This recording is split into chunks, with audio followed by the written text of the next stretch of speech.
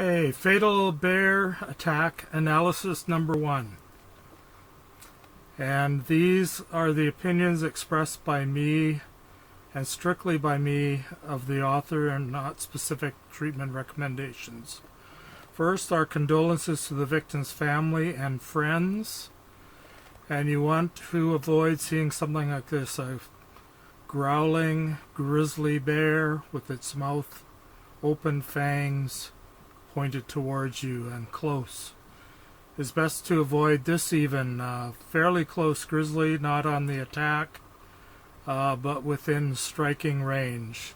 So keep your distance. This is analysis of this case, probably relates to the topic on this old sign I found recently. It says, "Do not leave anything smelling of food in your camp or your canoe." And that specifically refers to a tent in this case. Apparently, this case was caused by the smell of food in the tent or on the victim's clothing. Let's examine some of the reports on this case. We only have newspaper reports to go by, but there are a lot of those newspaper reports, and some of them go into some great detail. The fatal attack of this woman while she was sleeping in her tent in Montana produced worldwide headlines. Here's one: fatal attack of woman in Montana. All across the country and all across the world this was reported. The offending grizzly bear was captured and killed. Apparently confirmed this was the bear. And again, that was probably done by DNA evidence, by necropsy with the involved DNA in the bear's stomach, mouth, nails, etc. Also, DNA from the bear on the woman would have been recorded. The story goes that she had the smell of her dinner on her, had food in the tent, and ignored the first visit by the bear earlier in the evening. She just went back to sleep. She apparently did not evacuate after this first visit, and as we know, bears, especially grizzly bears, are extremely persistent and will come back many, many times over and over. She also allegedly slept in the clothes that she had cooked the dinner in and eaten in. Bears do have an incredible sense of smell. Although she was on a bicycle trip, she hopefully had a second change of clothes. She allegedly kept food in her tent instead of away or up a tree, so the bear had to go into the tent to eat, and somehow started eating the woman instead. People may say she was on a bicycle, so had no place to put the food and her clothing, but a string up a tree and a change of clothes may have prevented this. As we all know, this is bear country.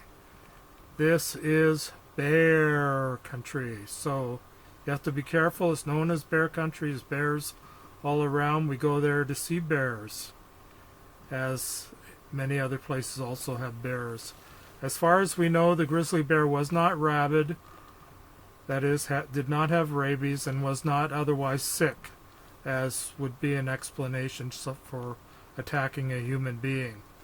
The grizzly was obviously not protecting its cubs, as the woman was sleeping in her tent, and no obvious threat to any animal outside. So that could not be used as an excuse for this bear attack. Bear attacks do occur, but are rare compared to the huge numbers of encounters that occur without being attacked, and especially without being fatal. So there are a lot of those encounters. Areas are noted to have frequent bear activity. Some areas may be closed. Fatal bear attacks are very rare. There are many, many, many encounters with bears, even grizzly bears, and very few fatalities, very few even injuries. There's so much news coverage because, again, this is very rare. And so when something like this happens and it's a rarity, it hits all the world's newspapers, as it did in this case. So here, a bear pulls 65-year-old woman out of her tent, kills her in Montana. Provides details of the grizzly bear following the attack. Protection may have helped here, like bear spray, like a shotgun with loaded for bear, they call it.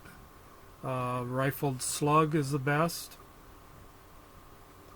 Unlikely to be carrying a big enough rifle when she was on a bicycle trip and camping from a bicycle.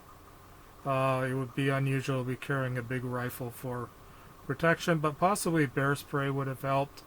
A sad situation all around. See the handwritten note at the site, says danger, fatal bear attack has occurred at this site. And this is the actual handwritten note that was found at the site. Again, condolences to the friends and family. I empathize with her and her family and friends, also being in the medical profession myself, and as she obviously is in this photograph of her taken from the newspaper. Again, many articles. Here's again is the note, handwritten note. First note. Area closed due to frequent bear activity. Stay at least 100 meters away from bears. Keep out. Multiple signs on areas where bears are noted. And area closed. Another area closed for bears because of bear activity. Caution bears in area. So often when a bear or bears are seen, they will put up signs. The government puts up signs, the park services, etc. And there are signs all over the place to be bear aware. So observe these signs, follow these signs. And again, from this old sign that I found, it's faded away. It says teaching point number 1, food away from tent, preferably like up in a tree a long ways from where you'll be sleeping or staying. Teaching point number 2, don't sleep in the clothes you cooked or ate in.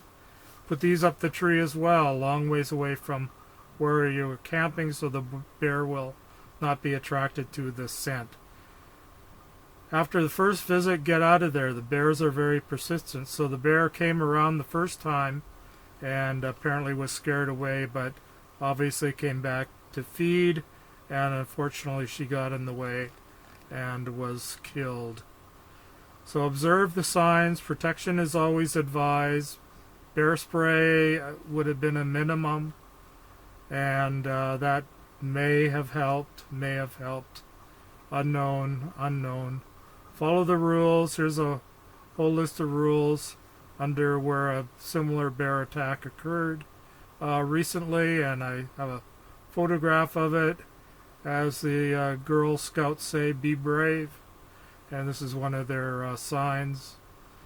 Again, thank you for your continued support, nominating me for Best Physician Award and Most Honored Doctor Award for the past 40 years. Compassionate Doctor Award, thank you very much for the votes of confidence. And also, again, Patient's Choice Award. This is from my patients. Thank you.